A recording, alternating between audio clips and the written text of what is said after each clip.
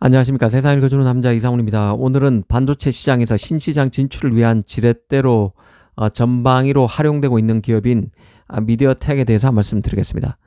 몇 년 전만 해도 미디어텍은 중저가 모바일 AP를 만드는 업체 정도로 치부됐습니다. 스마트폰에 탑재되는 AP 개수로는 이미 퀄컴, 삼성, 애플을 제치고 세계 1등 기업이지만 이 보급형 AP가 주력 모델인 탓에 명실상부한 테크 기업이라고 하기엔 2% 부족했습니다. 하지만 최근 1, 2년 새 분위기가 싹 바뀌었는데요. 이 AP만 놓고 봐도 미디어텍의 디멘시티는 안드로이드 진영에서 엑시노스는 물론 퀄컴의 스냅드래곤을 위협할 만큼 성장했습니다. 이게 그냥 립 서비스 차원으로 봐서는 안 되는 이유가 있습니다. 바로 미국의 메이저 팹리스들이 너도나도 미디어텍과 파트너십을 체결하면서 신시장 진출을 모색하고 있기 때문입니다. 기술력이 없다면 엔비디아, 메타 같은 기업들이 삼성, 퀄컴 등을 제쳐두고 미디어텍과 손을 잡을 리는 만무합니다. 최근 움직임 자체가 심상치 않는데요.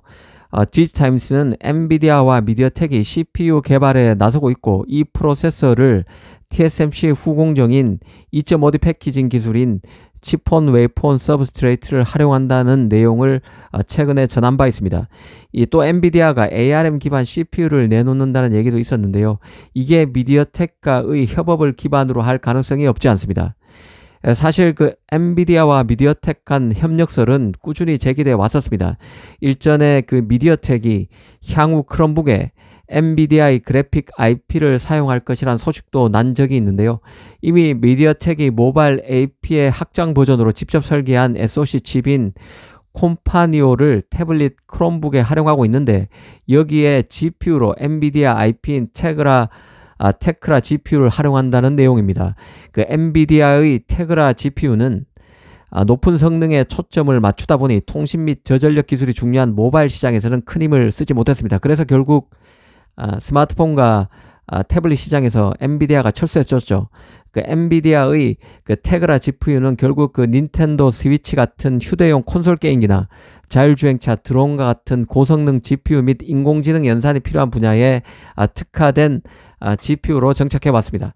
하지만 엔비디아가 미디어텍과 CPU 출시를 모색하면서 다시 자신의 테크라 IP를 노트북 등에 적용하게 되면 다시 모바일 AP 진입 가능성을 따져볼 수도 있습니다.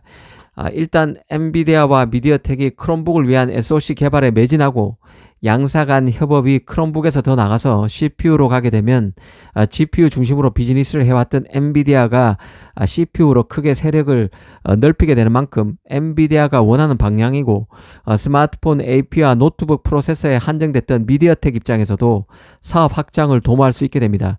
예의주시할 포인트라고 봅니다. 미디어텍은 또 자동차 칩 분야에서도 엔비디아와 파트너십 계약을 체결했습니다. 운전자가 차량 안에서 게임이나 비디오 스트리밍을 이용할 수 있고 AI 기술을 통해서 다른 차량 운전자와도 상호작용하도록 하는 기술을 미디어텍과 엔비디아가 함께 만든다는 얘기입니다.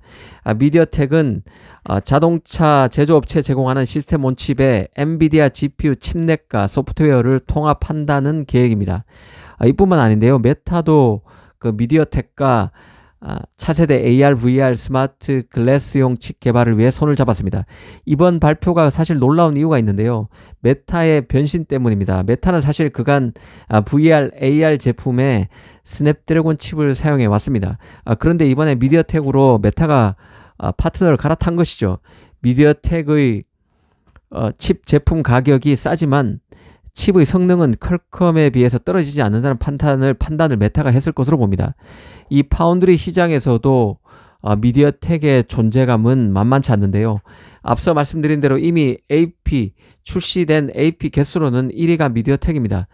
특히 TSMC 4나노로 만든 디멘시티 9300 같은 경우는 스냅드래곤 8 3세대 AP 그리고 삼성의 엑시노스 2400 대비 더 뛰어나다는 말이 나오고 있습니다. 디멘시티 9400 같은 경우는 내년에 나오게 될 텐데요. 이 TSMC의 3나노 활용이 거의 기정사실로 여겨질 정도입니다.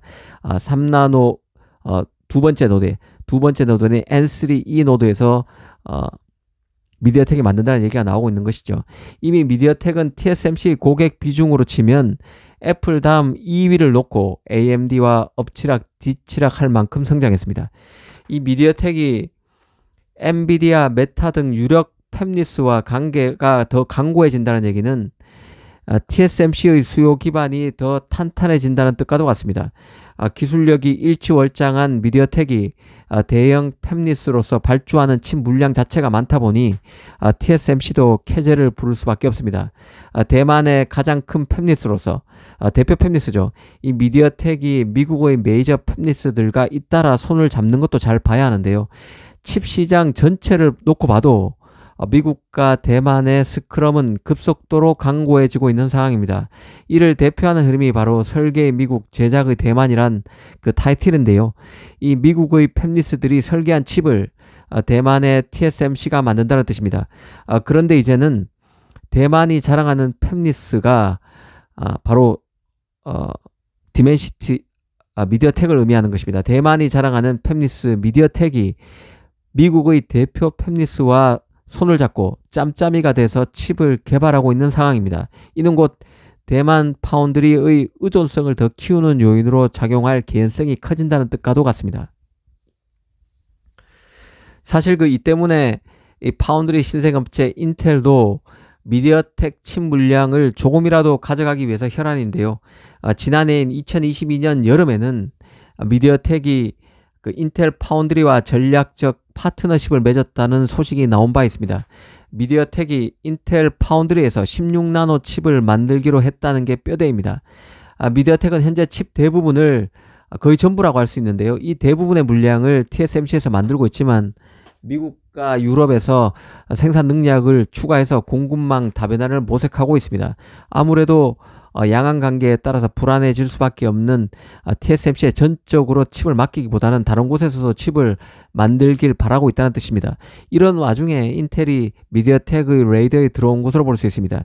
이 미디어텍의 경우는 인텔의 오리건이나 애리조나 그리고 아일랜드와 이스라엘에 있는 기존 웨이퍼 제조 현장뿐만 아니라 오하이오와 독일 팹 등 새로 만들어지는 팹 전반에 걸쳐서 인텔 팹을 활용할 것이란 원론적 가능성이 언급되고 있는 상태입니다. 미디어텍으로서는 중국의 스마트폰 업체, 노트북 업체에 칩을 납품하는 사실상의 중국 내수 기업을 넘어서 전 세계로 존재감을 확장하는 차원에서라도 이 파운드리 이용도, 팹 이용도 TSMC에서 인텔 등으로 넓히려는 의도가 있을 것입니다. 물론 이 소식 이후에 1년 반 정도가 지난 현재까지도 미디어텍이 인텔 파운드리에서 칩을 실제 양산했다는 얘기는 아직은 나오지 않고 있는 상황입니다.